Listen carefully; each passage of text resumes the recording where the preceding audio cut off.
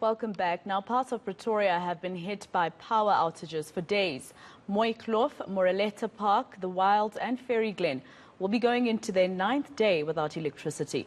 Residents were left in the dark after a substation caught fire. They say they are tired of updates and want their electricity back. Our reporter Nqobile Madlala is on that story and she joins us now for an update. Nqobile, a fire station that caught alight 9 days ago or so. What's the city saying about why this has not been repaired so the residents can get their power back? Well, Maseko, from what we understand from the updates that they have been sending, they are saying that basically they're still working on the substation. We hear that it's quite a big one at this point. Of course, we haven't had an image of it to walk into it, but we've seen some of the visuals. And they're saying that the different parts of the substation are being fixed at certain time. They did say to us that they are working around the clock, 24 hours to be direct, and they're saying that they've been working. At this point, they are finding themselves with 70% of the power that has been restored. But of course, this impact, Maseko, is still felt on the ground. Having spoken to some of the people that have been taking showers at a gym, you can just imagine the impacts that it has to someone who hasn't had electricity for 9 days, when the city, of course, said that they can do this in 7 days. So a lot of anger there as well. But we are now joined by a library assistant who's also a resident in Pretoria, and she has personally been affected. But before we talk about the personal parts, I just want to know, in terms of the library, how has the library been affected? Not really. Library has been helpful for those who doesn't have electricity. They will come into the library to recharge their phones, to work, to do their work in the library, and also some of them, they were writing exams. They were using our facilities to write exams. But the impact is not that much on us. Luckily, we are not at the same location where the substation is exploded.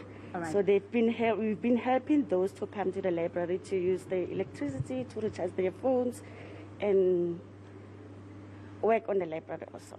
And of course, you were telling me that some of your customers come in here and they get to do that charging exactly that you are speaking about. What are they saying to you? No, they're not complaining that much. They're thinking that all they are doing is to thank the library to provide the services. Yes, to be able to help them, not to reject their request. Okay, and what are those services that you are providing to the people? In terms of electricity, or in terms of any service provision from the library? In terms of the people that are affected by the outage, my dear. Okay, those are coming to the library just to recharge their phones and do their work, and they're thanking library for that. All right. And you were telling me about your interaction earlier on about a gentleman that came in here and he was having a conversation with you. Take us through what he was saying. The old man came to the library worrying. He wanted to finish the book. He was writing a book. There's no electricity, so I've been helpful to assist him to take to the allocated seat and the table where she can sit and recharge the phone and work on to finish the book. And also, I do understand that you're a resident in this area, and of course, also you know personally how this affects you. Let's talk about how are you affected. I mean, driving back home, how does it feel knowing that there's no power as well? Unfortunately, at my location, we're not affected by this, but it's basically when you don't have power, it's very discouraging. Transportation, traveling, using taxi, using bus, it's just chaotic on the road. All right.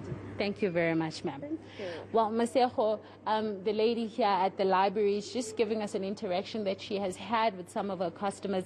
She says funny enough, they're not complaining that much, but she's just grateful that she's had the time to be able to assist them. Now, the library is providing some of the areas to be able to read your book, of course, also to work in this area, as well as to be able to charge some of your cell phones, of course, as well as whatever you may need. So that's what she's providing at this point in the front desk to some of her customers. But having been a person that also lives in the area, she says she isn't directly affected at home, but the idea of driving on the streets, you will know that traffic as well becomes quite hectic here in Pretoria. So the build up there where you have to treat all these robots as four-way stops, that's exactly what she's talking about, saying that that in itself is discouraging, and therefore not having power, she can just imagine the frustration, and it's not easy to not have power. But of course, she is instrumental in helping those that do not have power.